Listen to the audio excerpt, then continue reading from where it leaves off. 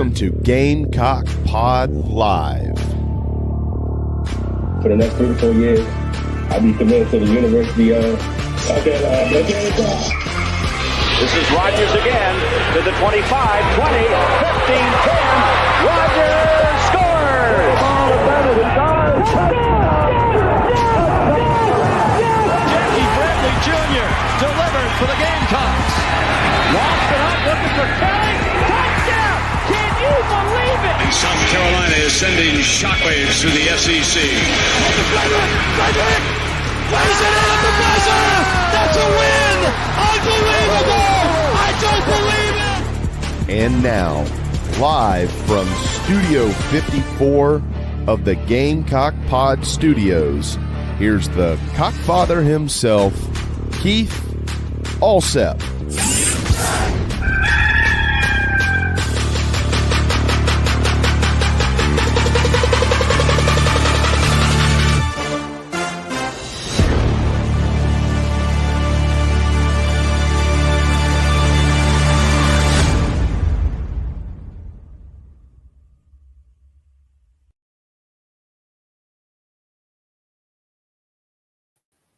All right, everybody, welcome into Gamecock Pod Live for December 11th, episode number 1652 in season 9 of Gamecock Pod Daily and Gamecock Pod Live. Good morning to Craig and everybody watching out there. We've got a great show lined up for you. In just a few minutes, we will be joined by Jack Veltri from GamecockCentral.com. We'll talk all things Gamecock football. And I don't know about you guys, but it kind of feels like a million years ago since the Clemson game. And it was all right. Marcus being Marcus, first timer. Spurs up, brother. Welcome in. Glad to have you with us. Leave your questions, comments in the Nana's Porch chat box. And so before Jack joins us, and then in the second hour of the show, we will be joined by Lulu Kesin, formerly of The Ringer, now of the Greenville News. She covers Gamecock football and women's basketball. And South Carolina, since that UCLA loss, there's been a reckoning inside this team, and they are playing championship basketball. We'll get to all that, but first, let's get to our Nana's Porch news, notes, and headlines, brought to you by the award-winning full-service catering company servicing the greater Charlotte area.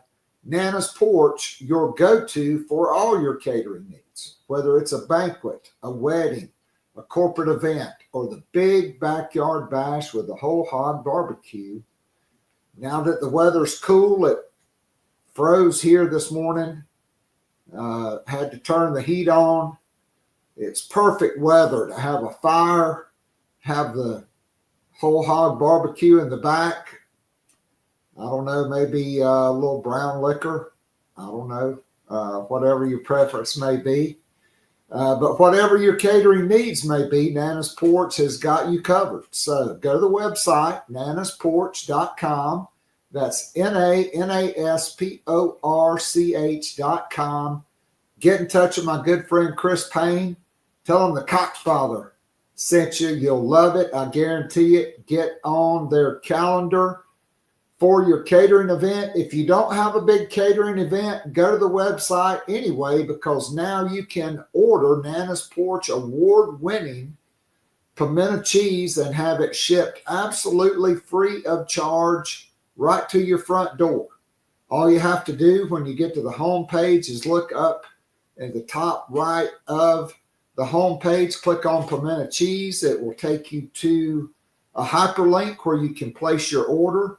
You can get 2, 4, 6, 8, as many containers as you want of either or both flavors. My suggestion is try both of them. You'll love them. The smoky jalapeno, that's my favorite, and the great regular flavor. this pimento cheese is the best in North Carolina, in the Carolinas, voted number 1 and number 2 last year in the meat and cheese category, with smoky jalapeno number 1, regular flavor number 2. The year before that, the regular flavor was voted number 1 by the North Carolina Specialty Foods Association. So get some Nana's Porch pimento cheese. You'll love it. It's great for any occasion. It's getting ready to be bowl season. The playoff games start a week from Friday and Saturday. There's all kinds of bowl games. It's a great addition to any watch party, or just for the holidays or for any occasion. So nanasporch.com. You'll love it. I guarantee it. All right. Yesterday afternoon, the SEC coaches announced their all SEC teams. William, top of the morning to you as well. 6 Gamecocks earned spots on the coaches' all SEC teams. 3 players garnered first team honors, 1 on the second team, 2 on the third team. We'll go through them. I do think there are some glaring omissions. So Kyle Kennard, who won the Bronco Nagurski Award as the nation's top defensive player, he's on the first team defense, as is safety Nick Eamon-Wary, who led the team in tackles. Both of those players also Reese's Senior Bowl first team All-Americans. Kai Kroger named as the first team punter, but not a Ray Guy finalist. I don't understand. Kai Kroger led the SEC in punting, was 3rd nationally. He's probably going to be a first or second team All-America punter. He averaged 47.6 yards per punt. 18 of his 45 punts landed inside the 20-yard line, only 6 touchbacks. He had 18 punts of over 50 and had a long of 75 yards on a punt. Rocket Sanders was named to the second team after basically missing all of last year. Thus far, the big running back from Rockledge, Florida, has 183 carries for 881 yards, almost 5 yards per carry, 11 touchdowns, 27 receptions for 316 yards, and 2 more scores. So he's accounted for over 1,200 yards of total offense and 13 touchdowns. He's also a finalist for the college football player, the comeback player of the year. Lenora Sellers and Torricelli Simpkins were named to the third team. I thought Sellers should have probably been second team, but somehow Quinn Ewers, I guess because Texas, other than Alabama, did they really beat anybody? Quinn Ewers does not have the clutch gene. Okay, he just does not. It won't surprise me. Well, it'll be a battle of who can screw it up the most between Quinn Ewers and Cade Chotnick when Texas and Clemson meet in the Orange Bowl, even though it'll be in Austin. Both teams wear orange. Torricelli Simpkins played at North Carolina Central for my good friend Cedric Williams. He was a 2-time SEC Offensive Lineman of the Week in the wins over Texas A&M and Vanderbilt. He was also the Outland National Player of the Week following the 44-20 drubbing of number 10 Texas A&M.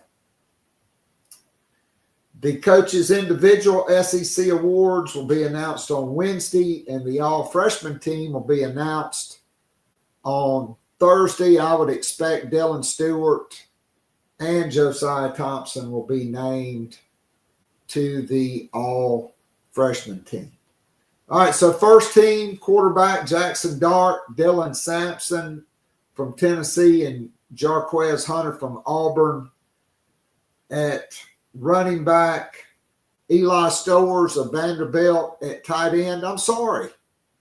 He's good, but he does not deserve it over Joshua Simon. You can't tell me there are 3 tight ends in the SEC that are better than number 6 for the Gamecocks. He is an absolute beast. I thought there were 3 glaring omissions. I thought for sure Joshua Simon should have made it, and I thought TJ Sanders and Demetrius Knight were absolutely robbed by the coaches for not making all SEC. Danny Stutzman, Jihad Campbell, and Whit Weeks were the first team linebackers. Second team quarterback Quinn Ewers. I'm sorry. I mean, he's not even the best quarterback on his own team, basically. Arch Manning has more clutch gene than he does just from his DNA. Rocket Sanders at running back. Gunnar Helm from Texas, second team tight end. That's to the riches go the spoils, okay, or the spoils to the riches.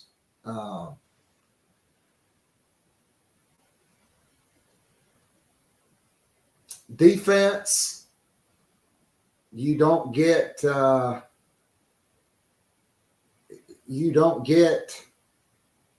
Demetrius Knight or TJ Sanders, right?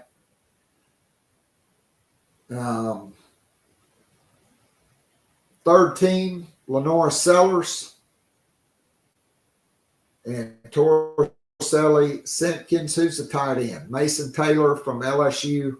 I would have probably had him first team, to be quite honest. I do think the guy from Texas is pretty good, but Joshua Simon I thought should have been second team.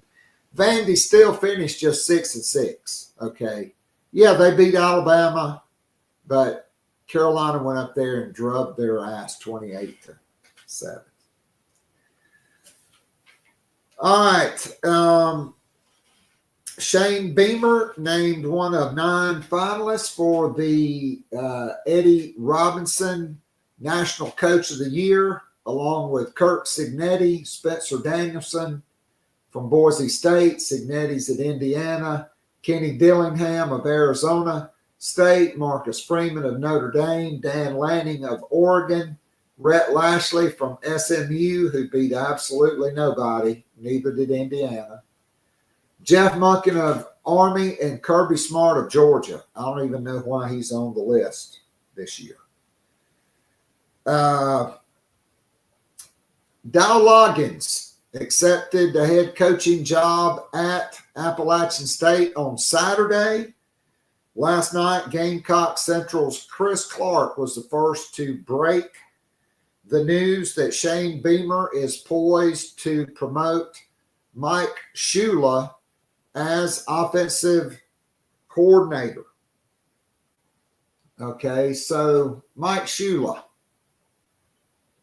Let me just tell you a little bit about him in case you don't know.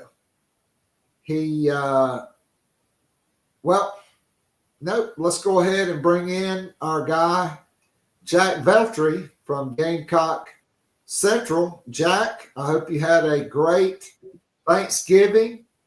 I'm sure being from New York, the weather was great for you in that open air press box. Oh, man.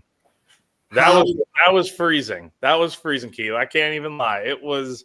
I may be from New York, but I still feel the cold just like everyone else. It was definitely chilly, but it becomes a lot better when the team you're covering wins. So I can't really complain. I got to see a great game. So no doubt about it. That was a great game. And so Jack, it feels like it's been like a year since the Clemson game. So much stuff has happened, right? But it's really like less than 2 weeks ago, or about 2 weeks ago. So I was just going through and had mentioned that Gamecock Central's Chris Clark was the first to report that Mike Shula, Shane Beamer, is poised to name him as the next offensive coordinator at South Carolina. I guess we can start there since that's what I was talking about. But I would like to stick a pin in it for just a second, because yesterday the SEC named the coaches named their all SEC teams. 6 Gamecocks made it. Kyle Kennard, who won the Bronco Nagurski Award as the nation's top defender. Nick Eamon-Wari. First team, Kai Kroger, led the SEC in punting, almost 48 yards a punt. Third in the nation, but not good enough to be a Ray Guy finalist. I don't understand that. I don't understand that either. It was I was surprised when he got snubbed 2 years ago, Keith, but to get snubbed this time around too, and he's arguably had a better year in some cases. Yes. I mean, he was money. He was bombing the ball in the Clemson game again. He was a difference maker this year. But, think about it this way, though. The coaches are voting on it versus, I don't know who votes on the Ray Guy Award, but I'm sure it's just different. It's a different group of people. So everyone has different views. No doubt about it. Look, if there's not a punter in the country that loves punting inside Frank Howard Memorial Stadium more than Kai Kroger, he slays it. I mean, if he would have gone to Clemson, he would have basically won it every single year the way that dude punts in that stadium. I mean, it's crazy. He just takes it to a whole nother level. And again, the things he did in that Clemson game 2 years ago, I don't know if anyone thought he would do something like that again this time around. Obviously, he's had a great year, but I mean, to replicate what he did 2 years ago, it's not a knock. It's just it was such a high ceiling, but he pretty much did. I mean, he was a difference in that game, and he pinned Clemson back so many times to allow Carolina's defense to go out there and make stops. And it does feel like forever ago, honestly. I was looking it up yesterday. It was only 10 days ago, but so much has happened since then. It does feel like a lifetime ago. It really does. So on offense, you got Lenora Sellers, who was on the third team. Also, Torricelli Simpkins on the third team. Rocket Sanders, second team on offense. But I don't know about you, Jack, but to me, I thought there were really 3 glaring omissions here. Okay, you could make an argument for some other guys like Dylan Stewart, but I'm sure they'll put him and Josiah Thompson on the all-freshman team when that's announced on Thursday. But there's not 3 tight ends more impactful or more valuable to their teams in the Southeastern Conference than Joshua Simon.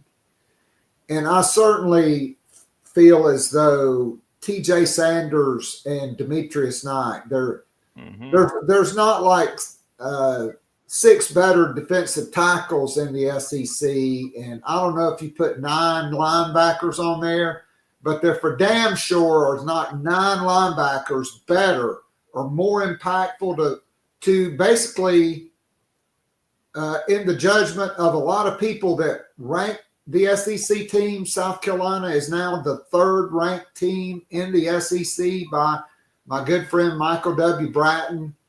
National analysts are still going nuts over South Carolina not being selected to the college football playoff.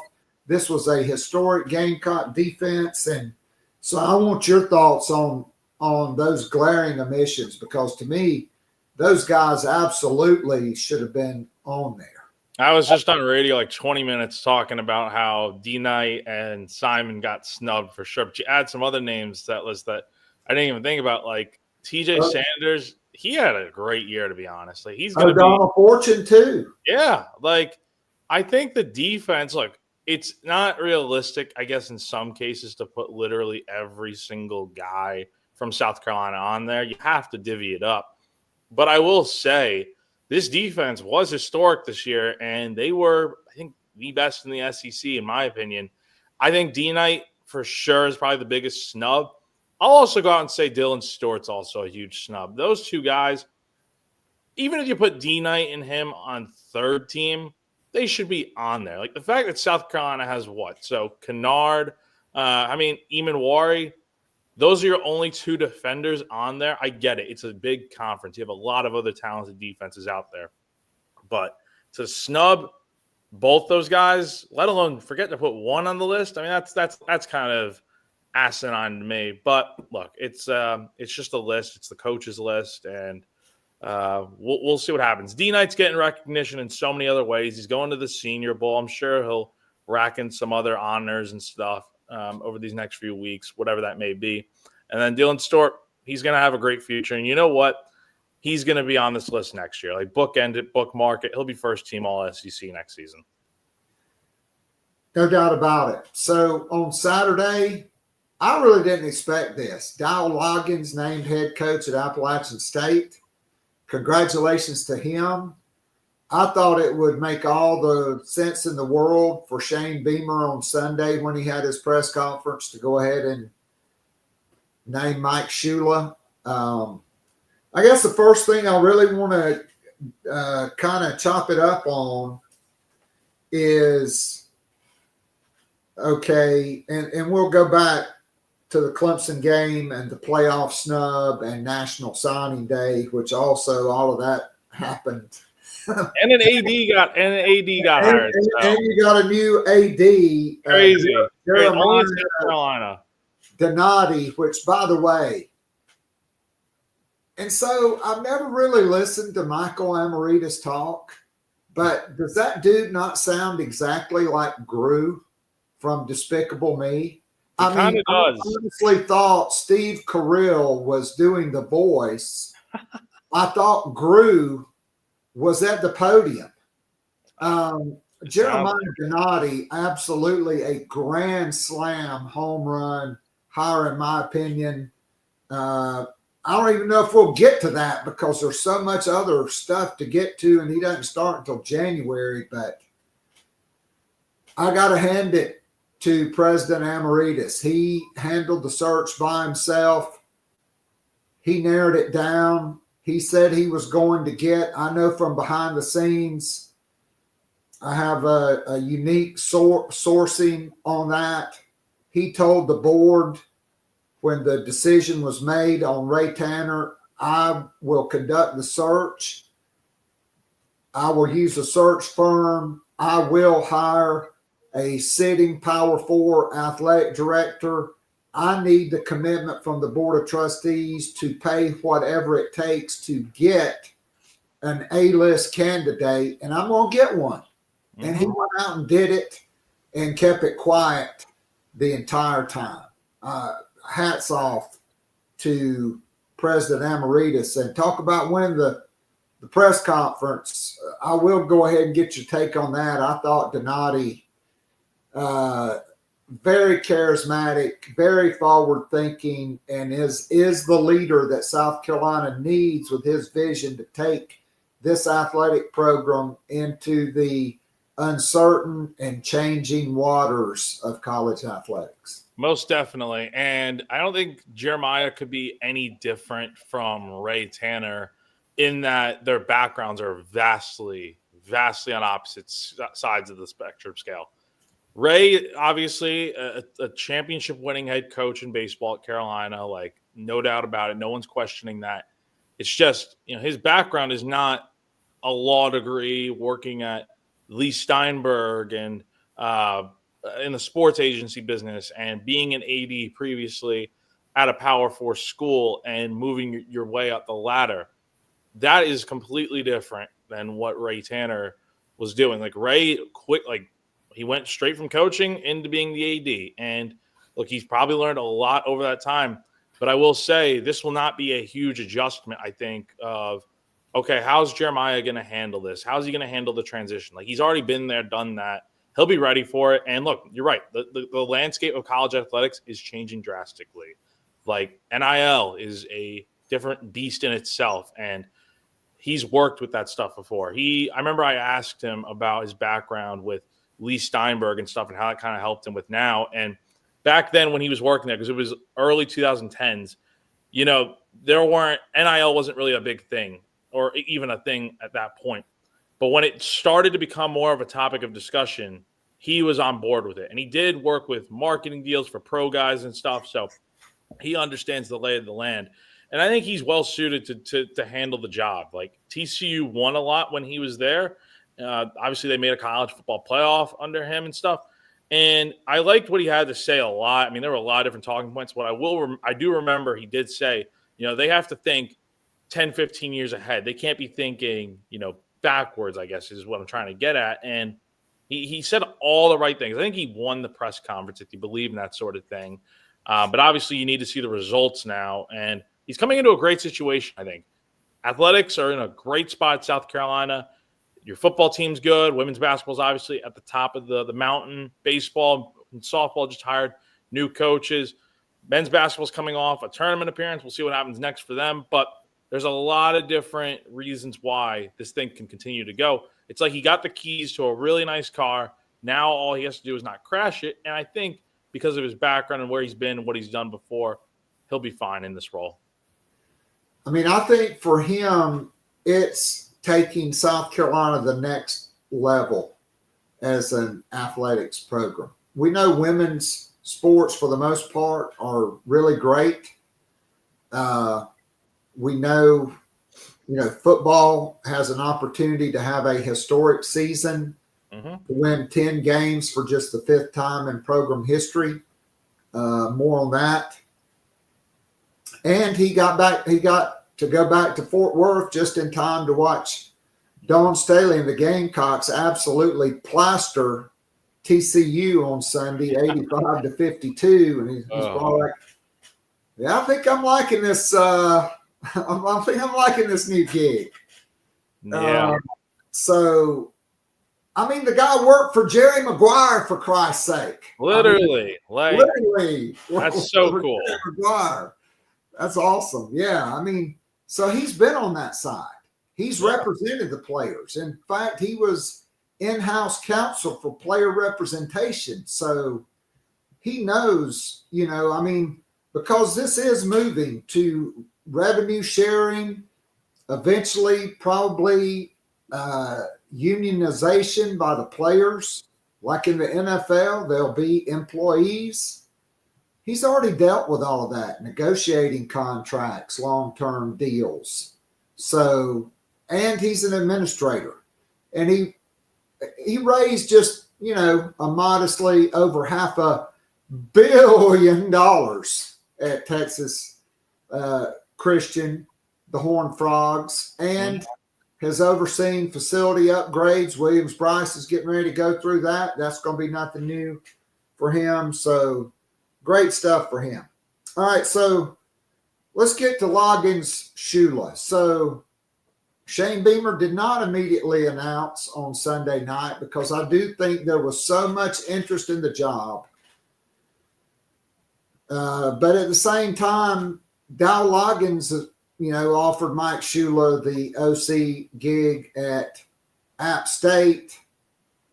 I think it always made the most sense unless you could find a guy. To me, there's probably only one guy that was worth considering. That's Buster Faulkner. But word on the street is Mike Bobo is probably retiring after this season, and Georgia will bring Buster Faulkner back. He worked under Munkin. I always get him confused. Not the Army head coach, but the dude that now is the offensive coordinator for the Baltimore Ravens. He was his right-hand man. And so I think Mike Shula makes all the sense in the world. I mean, he played quarterback at one of the top high schools in Florida. Hell, he played quarterback at Alabama. And started from 84 to 86. He was 24-11-1, and engineered victories over Southern Cal, Ohio State, and Notre Dame. He also engineered last-minute comebacks against Auburn in the 85 Iron Bowl and against Georgia. Okay, he coached in the NFL from 1988 until 2003 when he went to his alma mater, Alabama. He won some games there, was not ultimately successful, and was replaced by a guy named, what's that guy's name? Oh, Nick Saban. That's who replaced him. So then he went back, Jacksonville Jaguars, quarterbacks coach, Carolina Panthers, quarterbacks coach, and offensive coordinator. He was with the Panthers from 2011 to 2017. He took Cam Newton and made him the MVP and took him to the Super Bowl. Offensive coordinator of the New York Giants, quarterbacks coach of the Buffalo Bills, with your guy up there who's one of the best in the business. But really, he probably got like the best years out of Daniel Jones. He got the best years out of Cam Newton. He's been, if you just compare NFL resumes, Dowell Loggains and Mike Shula's had a lot more success in the NFL than Dowell Loggains. But you get the continuity and you get the relationship. And he's not 5'6". He's 6'2". I'm not saying that matters, but he's looking eye to eye with guys. Guys are not looking down at him. Dowell Loggains caught a lot of crap for that because he looked like the short comedian that was on 2.5 Men after Charlie Sheen left.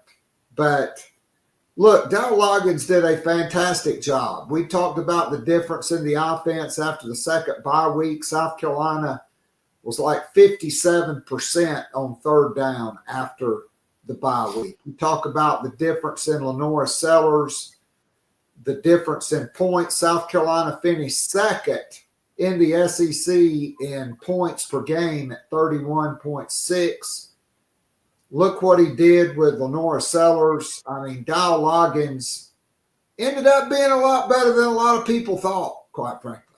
Mm-hmm. No, I agree. Look, the jump from 23 to 24 was really, really solid. Like, I think, look, with Spencer Rattler and stuff, I think D'Lo, I think you're going to attribute a lot of that offensive, faults to the offensive line being a different combination every week. Like, you had no consistency there. Your only real threats in that offense, you didn't have a run game. Your only real threats were Xavier Legette and Rattler, and both those guys had great years and are off to the NFL. So D'Lo did some good things elevating their game because let's be real, 22 with Marcus Satterfield and stuff, that offense was, abysmal at times until you got to the end of the year when you beat Tennessee and you went on that little 3-game stretch of really good offense. And I think 2 years ago, D'Lo did what he could, but again, didn't have a ton to work with. Now that you added Rocket Sanders, you have Lenora Sellers under center. You're questionable at wide receiver, but I think the offense was catered really well around Sellers and made it work.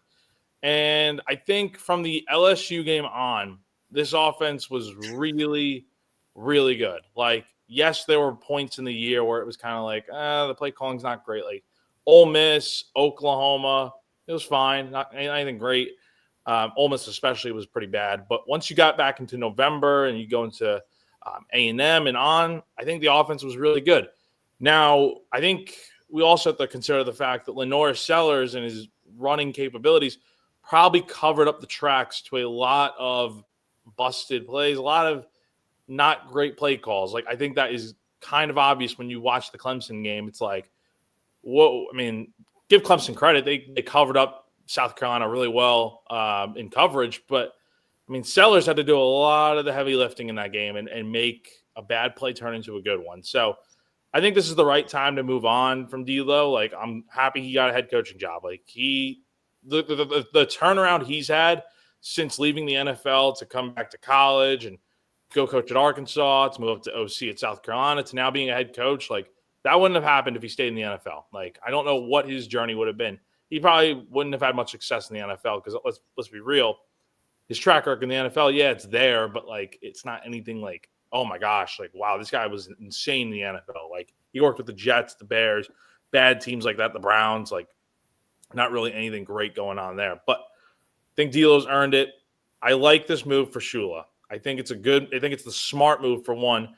Yes, you could have gone outside to look for guys. Like, I know people wanted Brendan Marion from UNLV, guys like that have been OCs at other schools. Like, can you imagine the go-go offense with Lenore Sellers? Like, that'd be something. But I do think this is the smart move to bring in Shula, or keep Shula aboard, keep that continuity. And the big thing, like you mentioned, like D'Lo, outside the height differential, D'Lo was up in the press box. Shula was on the field working with Sellers, and he's always that first guy to be right there with him and stuff. And I wonder what that will look like next year, assuming this ultimately is the case where Shula is the OC. I think it will be. But does he remain on the field with Sellers? Does he go up to the press box? Personally, I think he should remain on the field, coaching him and stuff. I just think that works best, and have some offensive analysts up in the booth. But this is the right move. It's also a good chance to see what he can do in the bowl game whenever South Carolina officially announces this. We'll see when that happens. But I do think this is the right move, and he's got the track record in the NFL, been a head coach. He's been a player in the SEC, worked with Cam Newton, worked with Josh Allen, amongst others. Like, I think this is the right move for the long run. I agree. So Shane Beamer and Dowell Loggains both mentioned that Dowell wanted to see it through. He wanted to stay with the team through the bowl game. All right, so Jack, in a galaxy or a universe far, far away in a different time, coaches could do that, because right now you'd be in a dead period until after essentially all the New Year's bowl games, the college football playoff when it was 4 teams, the coaches convention, and then you'd go into January official visits. You could do everything by the telephone because that's all you could do. But now with the transfer portal, Dowell Loggains has got to retain his roster. He's got to recruit, because in the Sun Belt, that's a whole different thing. The transfer portal is open. Okay, high school transfer portal, JUCO players can make visits all this month, I think up until like the 28th of December.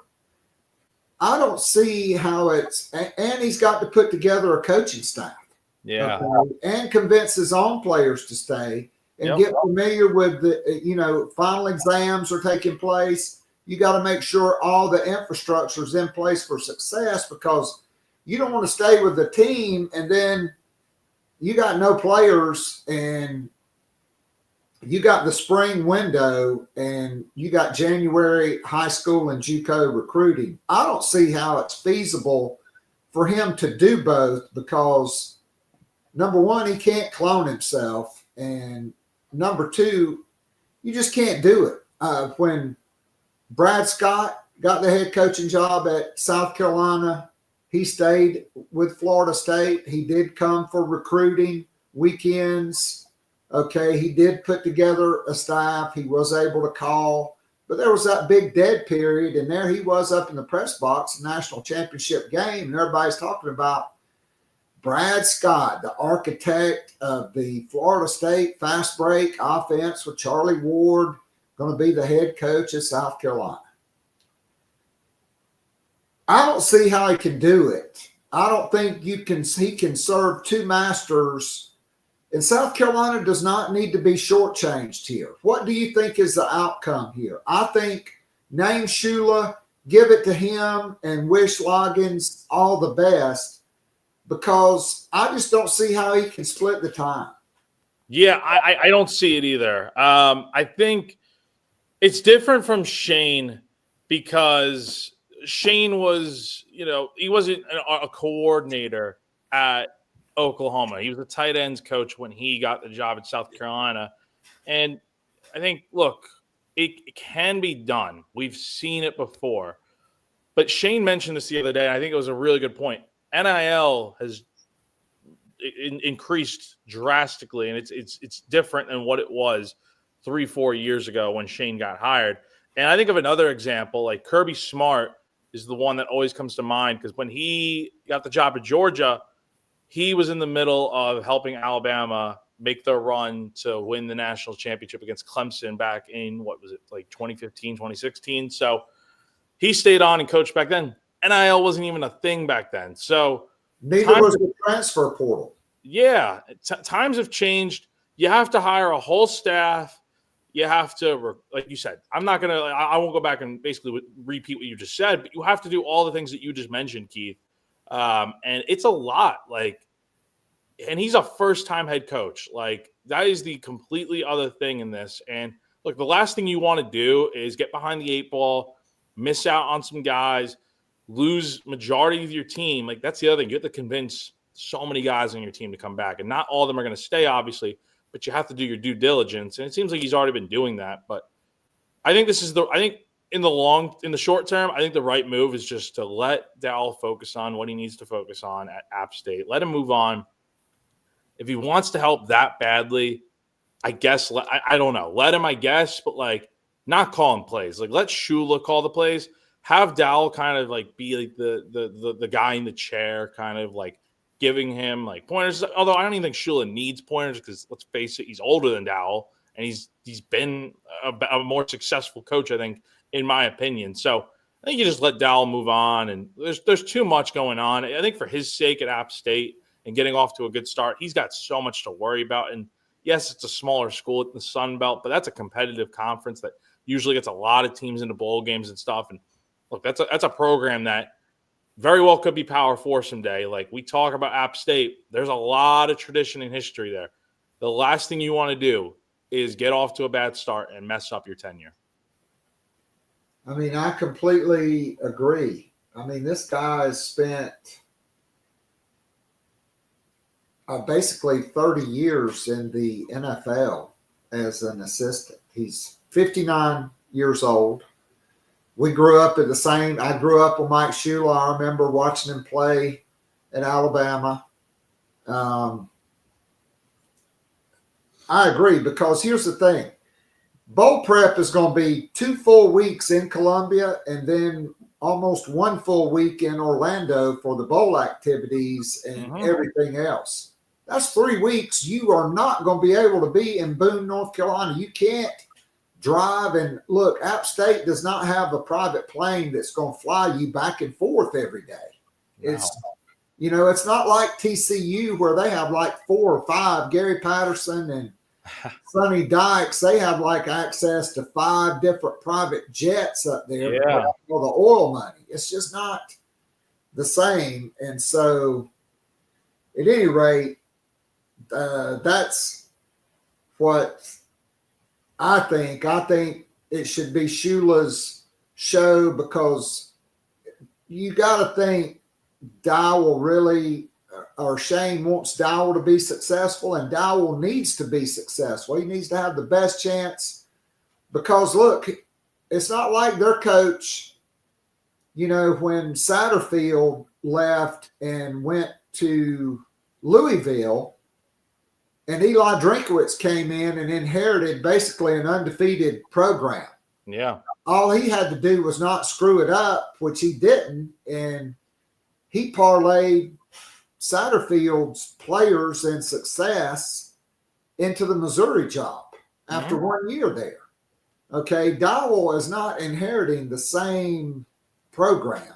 No. This is this program is a mess right now. And it could get right back on track. App State's that good, but look, this is not it's not going to be an easy thing to do. And again, especially as a first-time head coach. Like, yes, he's had all this NFL experience and yada, yada, yada, but, like, he has never been a head coach before, and this is a completely different animal. You have to get a program that is in a bad spot right now off the ground. So I think just put your full attention into that. Don't worry about South Carolina. Like, they'll be fine without you. Like, it's not the end of the world.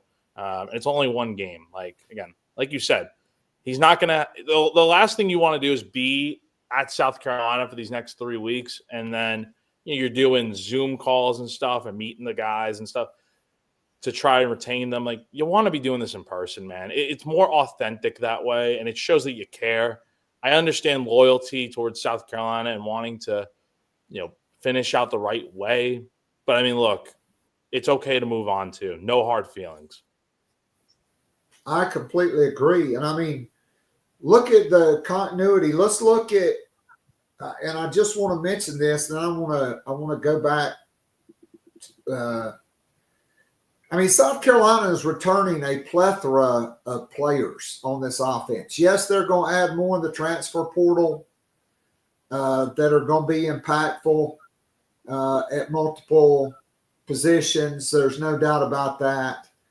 But you are going to return Michael Smith, Nick Harbor, Jared Brown, Mazio Bennett, Vandrevis Jacobs, Oscar Attaway, the third, Jawan Howell, Matthew Fuller, Josiah Thompson, Tree Babalade, Marquis Anderson, Trevon Ball, Kason Henry, Jatavis Shivers, Cam Pringle, and Blake Franks. That is a lot of dudes, not to mention Lenora Sellers, Dante Reno, Luke Doty, who I think now with Ashford in the portal, I think Luke Doty has to be the backup quarterback for the bowl game.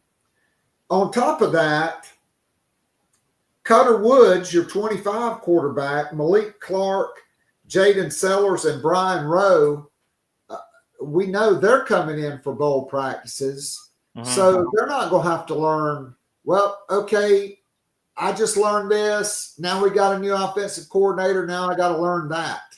Completely different terminology. Will Shula have some tweaks, some changes? Certainly. But the offensive continuity for all of these players, not to mention the additions, I think this makes it puts South Carolina ahead on the learning curve. No, most definitely. I think they're going to be fine here. And again, it's just one game. I think you make it work. And I see you got a comment here about it, but Robbie Ashford's mom did post, I think last night or whatever, on one of Mike Yuva's tweets yesterday about Robbie, that Robbie will be, still playing in the bowl game. I don't know how it's going to work, but I do think, look, I have a story coming out about this in literally like 45 minutes, but the quarterback situation is going to be interesting for next year, because do you go out and get another guy in the portal? I personally think you do. I think you go out and bring someone in, because it's just like last year where you lost Tanner Bailey and Colton Gauthier, and then you also lost Spencer Rattler. So you have to go out there and get someone to back up Lenoris, because the three guys, between Reno, Jimmy Francis, and Cutter Woods, none of them have ever played in a real game at the college level, and Luke Doty hasn't started in 2+ years, 3+ years, honestly, at this point. So I think you definitely have to go out there and get someone, even if it's a backup role. I don't think anyone's going to be playing over Lenoris. So. Yeah, Tyler does mention, Shane Beamer in the past has had a policy that if players are going to the portal, they need to move on. Mm-hmm. Maybe this is a different situation with Robbie, because he probably does want to play.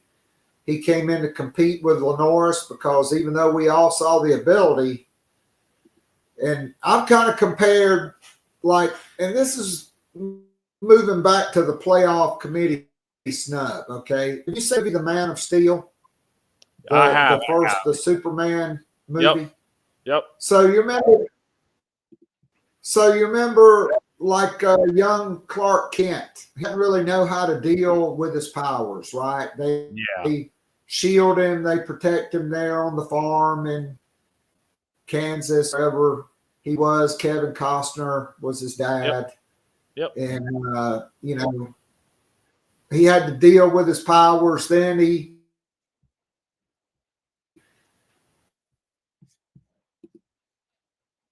leaves home, goes to Alaska, shows his ass, and he finally finds the ship with his dad. Jack, okay, I'm back. And all of a sudden he figures out how to harness his powers, right? He puts suit. That's more Sellers. He was not Superman the first part of the year, but eventually he figured it out.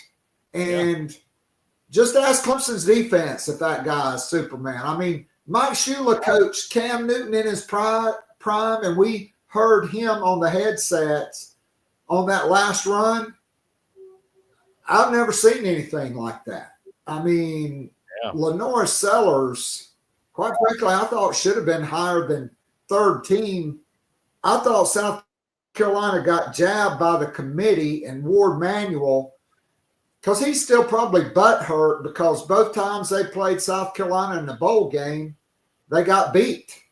And if you take into consideration, not only did South Carolina win 6 straight and 4 top 25 wins, they did not have a bad loss. All 3 losses, they were lined underdogs. The opponent was favorite.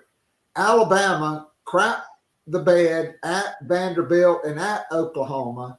Ole Miss, they lost home to Kentucky, and they lost to Florida as an 11.5-point favorite. But to say, well, you can't move up after, you're not going to be able to move up.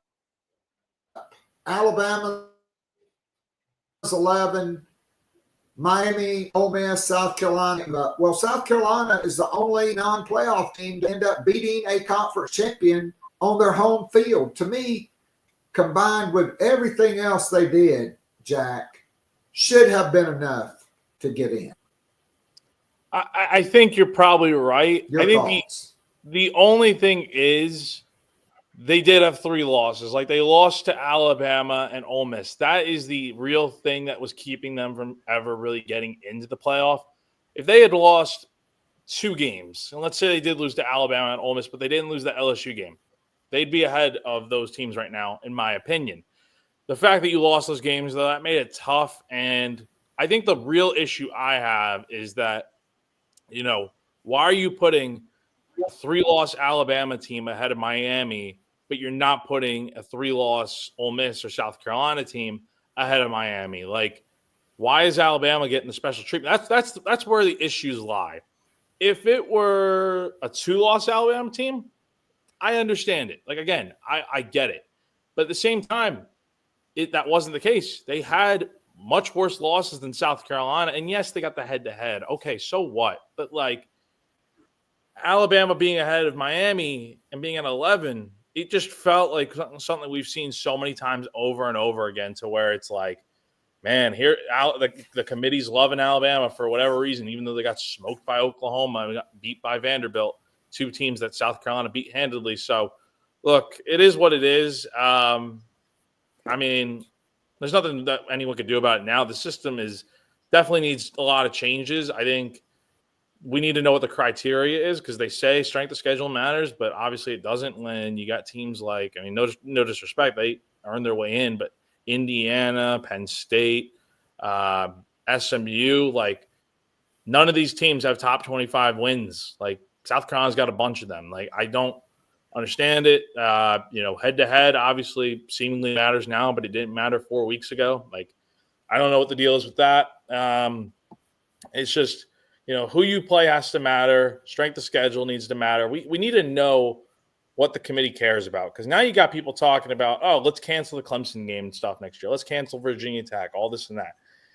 And I thought I get it. I get the logic there because the committee seemingly doesn't care about strength of schedule. Obviously, if you play cupcakes all year long, that's fine. Like, you'll get in. As long as you go 1 loss, 2 loss, whatever, you're getting in. However, I thought the whole point of strength of schedule and scheduling tougher teams was to make the case to get into the playoff. Like, the committee obviously took that into account 10 years ago in the 14 playoff, but now I get the committee changes and stuff.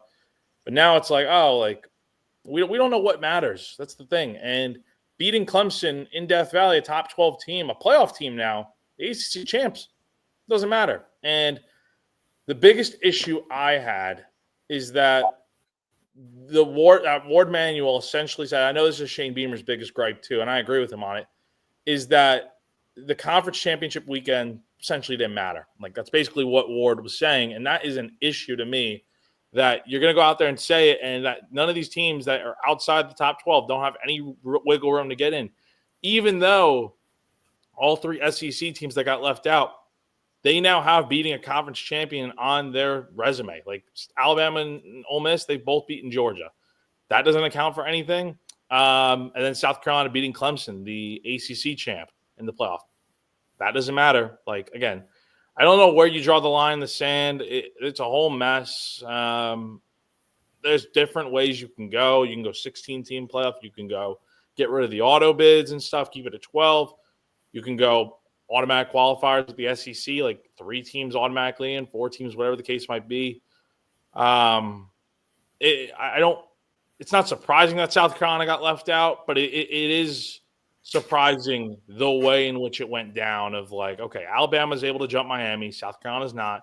South Carolina only moves up 1 spot for beating a top 12 team. And I get it. It's tougher to move up once you kind of get closer to the top of the rankings. But I don't know, man. It's a whole can of worms. And I just hope something changes.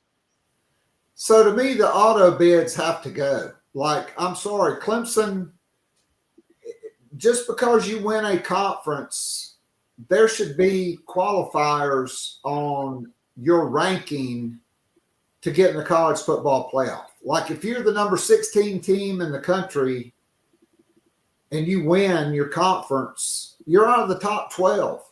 Okay, auto bids to conference champs, they have to go away. You can give auto bids to conferences if they deserve it, but there's got to be restrictions on that. Boise should not be a 3 seed. Arizona State should not be a 4 seed.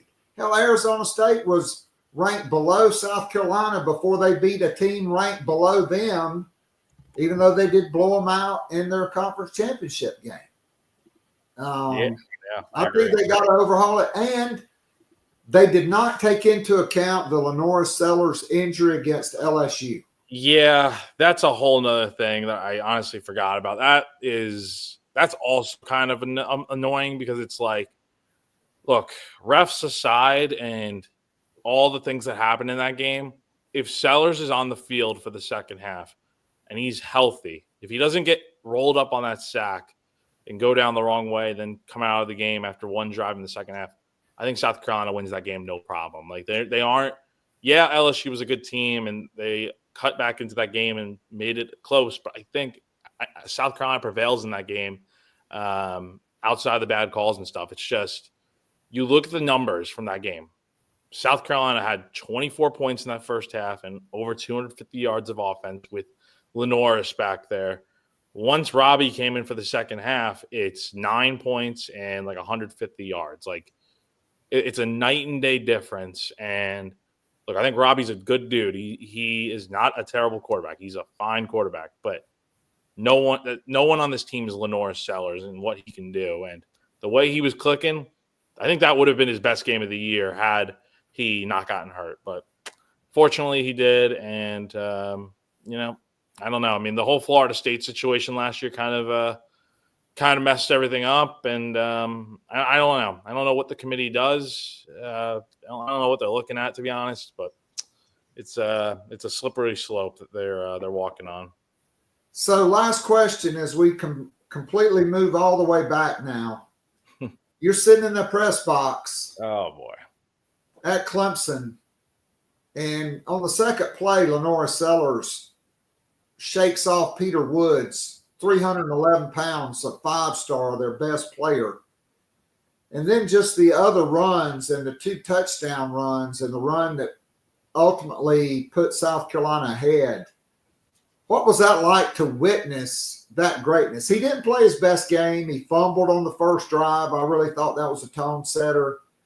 He had an interception in the red zone that I thought really might have ended the game for South Carolina, but Clayton White put the ball down. The defense stepped up. They played complimentary football. They got it back and ended up getting stops. Even after they kicked the field goal, the onside kick, they get it back, and then Sellers just – well, hell, he had a remarkable run where he drug a dude like 10 yards on that one. Just summarize being there and watching that performance. Yeah, well, outside of the fact it was like 40 degrees that day, and you got the press box is literally right next to the student section.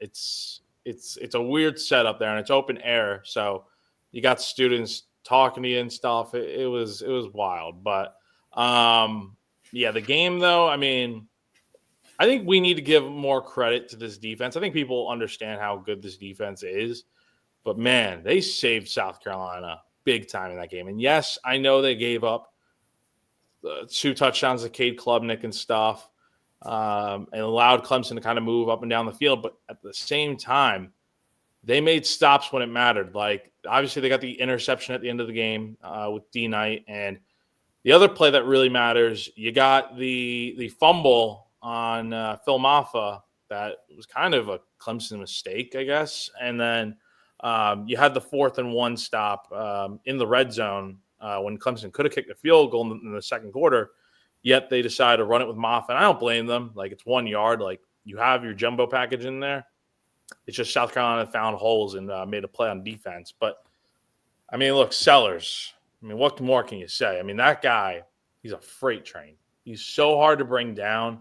This is why people compare him to Cam Newton and, with me and Josh Allen. Like, I see it in his game. That run he had, the first one of the game where he runs for like 30-something yards, insane. Like, that is who he is. Breaking out of sacks, we've seen it all year long. The first touchdown for him, I mean, that was a great play by him to just scramble out and run with his legs. And then, I mean, all the quarterbacks scored in that game. Like, that was the only scoring in that game, which is crazy to think about. Defensive game for sure. And then that fourth quarter with the interception, the fumble, like, there were so many things that happened in that second half. The onside kick, like, I'm just like, oh my gosh, South Carolina's not going to win this game. But Clemson never took advantage of these things, and it's like you held them to 0 points off turnovers, which is a great number for the defense. And then the field goal by Alex Herrera was massive. That was a really big kick that I was like, all right, if he misses this, that's ball game. But he made it. It was 14-10. You trust your defense to go out in the field after the onside kick, get a stop. And then Lenoris does what Lenoris does, and he made a bad play where everyone was covered up, turned into a great one. And I loved watching the replay of that play on the creative media team posted that video the other day on Twitter. It's like a 6-minute long video. Would highly recommend checking it out, basically recapping the game. And you hear the coordinators and Beamer and the headset version of it where everyone's going crazy, and you sit and you hear Mike Shula say, I haven't seen anything like that before. Like, neither have I. Like, it's insane what Sellers did. And then just to see the way they won that game, and then the Clemson fans are just sitting there like shocked and stuff. And I mean, it was crazy. Like, it was absolutely nuts. And then after the game, obviously, it was pandemonium, as you can imagine. And I captured the video of Nicky Manwari and DQ Smith running up the hill and stuff, and taking a picture with Howard's Rock. And you got some lady out in the distance. I don't know where the lady was at, but she's yelling, like, get off the rock. That's not fair, and all this and that. Like, it was insane, and probably one of the best football games I've ever been to as a fan or covering a game. Like, just in general, that was an all-time classic in my opinion. Yeah, and honestly, I thought the run before the touchdown run where he just runs through like 5 guys on their defense. Nuts. 18 broken tackles, Keith. I mean, that's unbelievable. I don't know what the record is, but that's insane. And just the fact that he's able to look, he did get sacked 3 times in that game. And the offensive line was not particularly great at times. The blocking was putrid all around. Like, perimeter blocking wasn't great in that first half. But Sellers this is why he's your future. This is why he's so different from, no disrespect, I don't think Spencer Rattler is getting out of those plays. And we might be looking at a different game. Sellers is just able to make things happen on his own, and that is what makes him such a weapon, and that's why he gets talked about as being in the Heisman conversation next year. If he does stuff like this next year, he will be in New York. I just have that feeling of he'll be healthy for a full year, hopefully, and he's going to be under Mike Shula. Like, things in Columbia are going to be very good, and yes, I know a lot of people are leaving. Like, the defense is going to be pretty much diminished, and you're going to have to go out and find new guys and stuff. Guess what? They have a good recruiting class coming in from the high school ranks. A lot of guys are going to be able to make an impact. You got Dylan Stewart back. Maybe you get a few other guys back. Who's to say? Like, there are some guys with eligibility that always could come back. You never know. And then you'll replace guys in the transfer portal. I trust South Carolina's evaluation process more than anything. Like, they were able to find Kyle Kennard, Demetrius Knight, so many different guys that you might not have thought of. Like, they found Bam Martin Scott a few years ago from the JUCO ranks. And look how he turned out. And they got Debo Williams from Delaware, I think. Like, this has been something they've done for a while now, where they find these diamonds in the rough and they end up turning into absolute studs. So kudos to this coaching staff. They're going to make it work. And I think it may not be the same defense as next year. It might not be as historic, but as long as you got Sellers under center, you can never really count South Carolina out. No doubt about it. Jack, I can't thank you enough. Great stuff as always, and we'll look forward to catching up with you down the road. I appreciate it, Keith. Have a good one. Thanks so much for having me on. Absolutely. All right, and we go from Jack Veltri to the very patient Lulu Kesin, who was waiting there for a few minutes. So Kyle Kennard on Monday night won the Bronco Nagurski Award. Tonight, he is one of 4 finalists for the Lombardi Award, which goes to annually to the nation's top linemen in college football. 3 of the 4 finalists are SEC. Are we really shocked about that? Offensive tackle Kevin Banks from Texas. Will Campbell, who South Carolina faced, from LSU. Penn State's Abdul Carter, who Kennard topped for the Nagurski Award, and then Kyle Kennard, that will be announced tonight. Lulu, welcome back in. I hope you had a great Thanksgiving, but man, it seems like that Clemson game was like a year ago. So much has been happening since then. Yeah, it really does. It does seem like forever ago, even though it wasn't that long, but it's already mid-December, I guess. So time is just flying.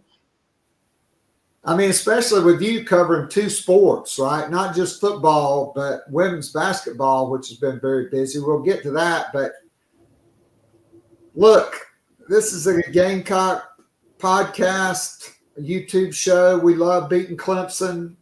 We hadn't done it a whole lot. Shane Beamer's now 2-2 against Clemson. He beat the ACC champs. He's won both games at Death Valley. You were there in that open-air cold press box watching a historic performance. By the way, Lenora Sellers, the only Power 4 quarterback to both pass and rush for at least 150 yards in the same game all year, and he went over 160 in both. Kind of a weird game. Both teams had well over 400 yards total offense. Clemson had 419. South Carolina had 430. But you have all the drives that resulted in no points. Like South Carolina's first drive, Sellers fumbles, 1st and 10 at the 19. You have the red zone interception by Sellers. You have the Rocket Sanders fumble inside, like around the Clemson 30. Clemson gets stopped on downs at the South Carolina 11-yard line, going in maybe for a touchdown. Phil Maffa has the fumble. I think that was around the South Carolina 30. And then Cade Chotnick. I don't know what it is about these Texas quarterbacks. They do not possess the clutch gene. I told a high school coach last night, it's going to be Southlake Carroll versus Westlake, and two quarterbacks. It's going to be who screws it up the least when Texas and Clemson play at Darrell K. Royal Stadium on the 21st. But Klubnik makes the bonehead throw behind Phil Maffa. He should have thrown it out of bounds or out of the end zone, right into the waiting hands of Demetrius Knight. The Gamecocks get the come-from-behind win. What was it like being there? Obviously, that was your first Carolina-Clemson game. Dabo Sweeney even mentioned it had been a long time since he had heard the Valley that loud. And you could really hear in his voice, in his opening statement, I doubt you were at his press conference, but just the heartbreak and the agony of defeat and having to just be mesmerized by the greatness that was and is Lenora Sellers in that game. Yeah, and I mean, I think, to be completely honest, the game, I don't want to say it was boring, but it was just a little bit confusingly, just both teams weren't showing up, I would say, for the first three quarters. And I guess if you had to point to it, Clemson kind of, I guess, maybe was the better team in the first half. So it was sort of like covering South Carolina for so long, I sort of had a sense that they would come alive at one point. So I wasn't ever concerned that this would be a game where Clemson just runs away with it. It was interesting being behind the fan section, obviously, with the open air press box. I'm not really a fan of that in general for a ton of reasons, but it's also we're quite literally just sitting behind Clemson fans. And I mean, I wouldn't even want to sit behind South Carolina fans. I don't want to sit behind fans when I'm covering a game I'm trying to watch, obviously. And it's they lifted their hand and it's in our way. It's just a very weird environment. But I think Lenora Sellers, he just did what he's done all year, which was make these plays that kind of have you wondering how or why. Why if you're the other team, how if you're South Carolina. But I mean, I was sitting behind a fan that was literally yelling when he broke his last, I don't remember what exactly play. It was one of the plays where he basically should have been tackled and just Houdini'd himself out of it. And there was a Clemson fan that was how does he keep doing that? And I feel that was sort of an accurate blanket statement for the game. It was just sort of Lenora Sellers fully put South Carolina's offense on his back, which wasn't necessarily the case the last couple games. I think South Carolina, especially in November, Lenoris's greatness worked really well with his receivers and his tight ends and Rocket. Everything was coming together, whereas I think Lenoris had to step up a little bit more in the Clemson game individually than he had, in the Missouri game, in the Texas A&M game, things like that. But that's not to say that everyone obviously was a factor in the win. And obviously South Carolina's defense made a clutch play, did what they had done all season long. It was interesting. You asked kind of what we were thinking and feeling like I think the general consensus was iron sharpens iron when Clemson had a chance, because regardless of I hear your point in kind of in terms of Clemson's QB, Cade just not having really any clutch in him, but at the same time, they had been scoring, they had been very productive on offense. So it was Lenora scored, but there's still a significant amount of time on the clock. Obviously it was kind of the flip side of what they did against Missouri. And so I wasn't necessarily oh, Clemson's about to score and win the game, but it was also okay, here's a very talented Clemson offense versus a very talented South Carolina defense. The game is on the line here, which is what I expected the game to be the entire time.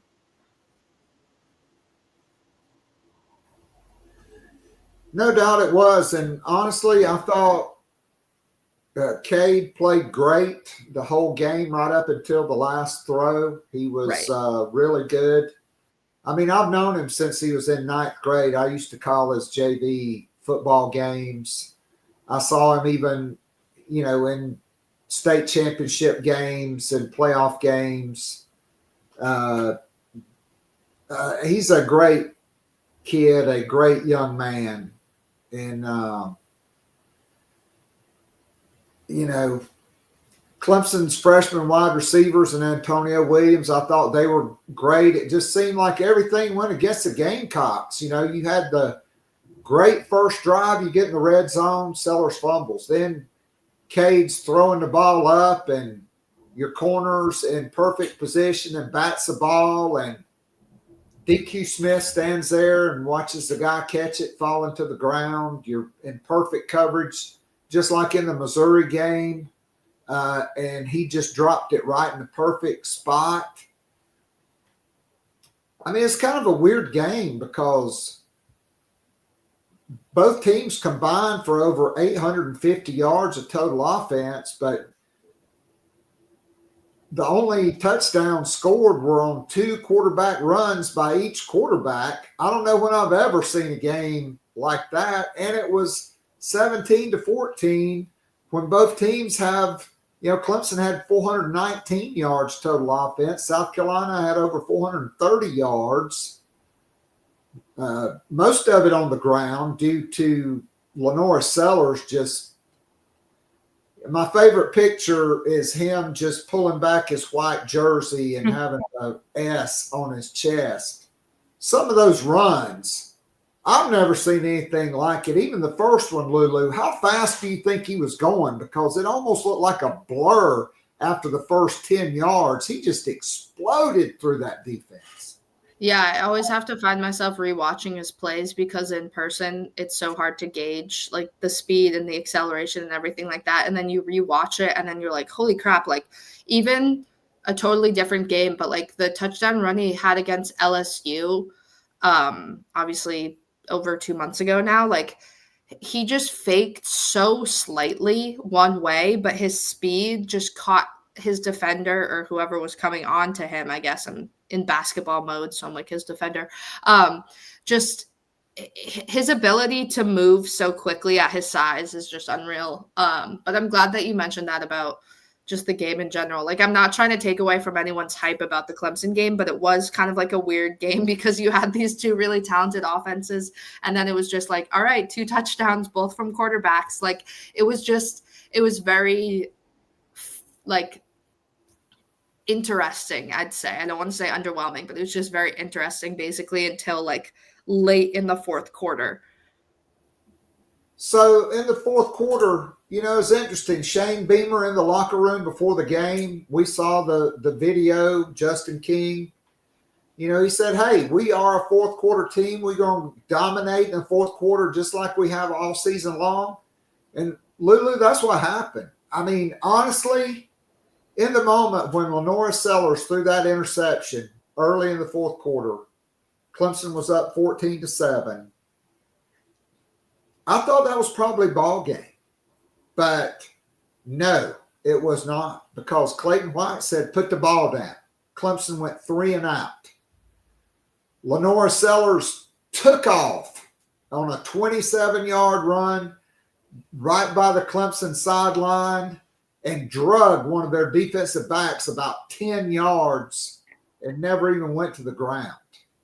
And then South Carolina gets the field goal, which, by the way, I want to bring this up with you because I know you didn't hear this, but Stanford Steve on SportsCenter right before game day, they were asking him about the South Carolina-Clemson game. He said, I like South Carolina in this game, but he said this is going to be the biggest game of Shane Beamer's coaching career. Dabo Swinney's coached a ton of big games, conference championships, college football playoff, national championship games. How will Shane Beamer react? So it's 4th and 4, Lulu, and South Carolina's going for it.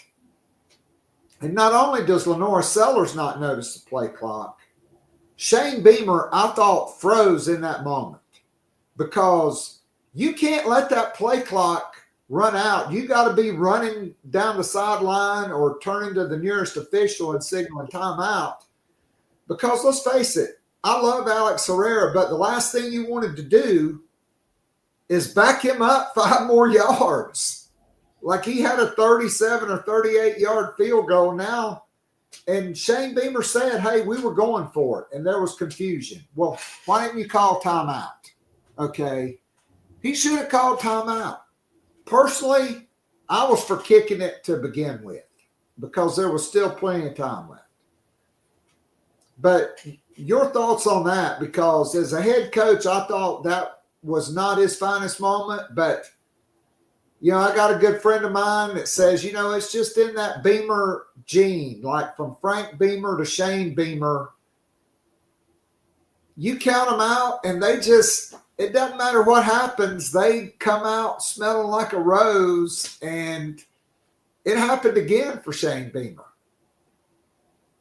Yeah, I mean, I think it was funny. Like a cool, very random factor of the Clemson game was that I got to cover it with my coworker who's been covering Clemson. And like, we obviously, that was the first time we were both at the same game, and it was a huge game. So like all of our editors were watching, and my editor texted me and was like, ask Shane about that play. And then they won. And so that kind of just got lost in the whole thing. I mean, I didn't necessarily ask a question in the press conference. It wasn't like I was afraid to ask Shane about that play. It was just quite literally like that really bad play got lost because they pulled it out in the end. And I think that kind of, sometimes I think Shane just won't get out of his own way. And I think I agree with that. Incredibly intelligent. And I think sometimes he makes these plays or has these decisions like, I forget, was it the A&M game or the Missouri game with the like weird punt from Kai Kroger and the whole drop kick thing? Like it was one of those games where I was like, if your defense or if your offense didn't kind of save you immediately, this could have been huge. And I think, I mean, obviously an easy one is the fake play against Ole Miss and everything like that. Like there's examples here of it going not his way and going his way ultimately. But I do think that was kind of like an example of, I don't think it was I don't think it says like so much about who he is as a coach. Like, but I do think it does support the claim that sometimes he just is his own biggest enemy, but is fortunate enough to be on this really, really, coaching this really, really talented team that's kind of able to save. I mean, it's, to be cheesy, it's the same way Demetrius Knight was like, we got Lenoris's back, like after that interception, like we'll make a stop. And it's like the team's Lenoris was probably like, all right, like I got Shane Beamer's back. I had a hand in not recognizing the play clock there, coach didn't call timeout. Like, all right, we'll recover. So do I think it's a habit that needs fixing? Yes. But do I think it like says so much about his coaching? No. Yeah, I mean, I agree. Sometimes it's baffling. Like, I thought, Joe DeCamillis, he was the in-game clock, time, and score manager at Texas. Why wasn't he saying something? Why wasn't somebody saying something? I mean, look, if it had been Mitch Jeter last year, no big deal. But still, you wanted to go for it on 4th and 4. You had a play, and you didn't get to run it. But give credit to Alex Herrera, because just like Mitch Jeter 2 years ago in Death Valley early in the 4th quarter, he knocked that field goal and split the uprights with it and brought South Carolina to 14-10. The Mitch Jeter one put South Carolina up for the first time all day, 30-28, which was the final score. But then they tried the onside kick, which I thought was an amazing onside kick, and South Carolina had every chance in the world to recover that, but they didn't, and the defense just said, hey, put the ball down. We're going to get another stop and get it back to Lenoris, and that's really the biggest difference from the first part of the year to the second part of the year, Lulu. This team played complementary football in all these games down the stretch. Yeah, and I think in the beginning of the year, South Carolina's defense was making these plays on that were spectacular, and then the offense just couldn't do anything from it. And I think that's kind of where it went. I don't think it was ever a time where South Carolina's offense would be great. I'm saying this year, offense would be great, and then the defense kind of, failed to do anything the next drive. But I guess I wasn't surprised at all based on the way that South Carolina's defense played, just because even before it was all, a team playing well, South Carolina's defense was just confident. Like, maybe the LSU game would be my only example of when they kind of got in their own heads and maybe let LSU come back. And then I think that's kind of where a little bit of immaturity showed, not necessarily age-wise, just in-game management was poor. But I think since that moment, Clayton White's kind of whole MO has been confident and very steady. It's a veteran defense who understands that it's just one play at a time. They never let the moment feel too big for them. And so I wasn't the slightest bit surprised that the defense was able to kind of have Lenoir's back when maybe he was making some early season mistakes on Saturday. Because, it had been a while since he threw an interception. It had been a minute since he was kind of consistently getting sacked. I think he got sacked twice against Clemson. But I think the defense just recognized that maybe the offense wasn't clicking as it was, and was going to just, if anything, step up even more. And instead of worrying that maybe this game could go a different way because of how the offense was playing, the defense wasn't going to change. And that's just what Clayton has done all season long, is just be consistent. No doubt. And Lenoir Sellers, a historic performance at Frank Howard Memorial Stadium. All right, so then there was National Signing Day.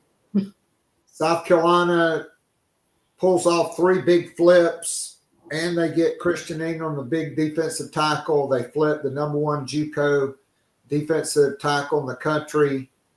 And then they flip Mike Tyler, which everybody knew. And then the late one, I thought it was going to be Kevin Wynn when Shane Beamer issued that. But it turned out to be a guy that I think may be just as important, and that's Demola Adjadon, because quite frankly, when I look at him, he's played soccer. He hadn't played a ton of football, but he's 6'6", 300 pounds. And other than Josiah Thompson, he may be the most physically gifted athlete that South Carolina will have on the offensive line when he shows up.